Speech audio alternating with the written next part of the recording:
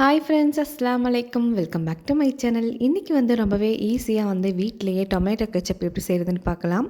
இப்போ அதுக்காக 1 கிலோ அளவுக்கு தக்காளி எடுத்து வச்சுருக்கு. இது சின்னதாக கட் பண்ணிவிட்டு நம்ம வேக வச்சு எடுத்துக்கலாம்.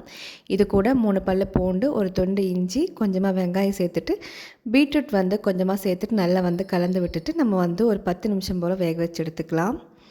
இப்போது தக்காளி நல்லா குக் ஆகிடுச்சு. இது கூட 6 டேபிள் ஸ்பூன் சர்க்கரை, 1/4 கப் அளவுக்கு வினிகர், 1 டேபிள் ஸ்பூன் மிளகாய்த்தூள், கொஞ்சமாக சால்ட்டு சேர்த்துட்டு நல்லா கலந்து விட்டுக்கலாம். இப்போ இது நல்லா ஆற வச்சுட்டு ஒரு மிக்ஸி ஜாரில் சேர்த்துட்டு நல்லா நைஸாக அரைச்சிட்டு வந்துடலாம். பாருங்கள், நல்லா நைஸாக அரைச்சாச்சு.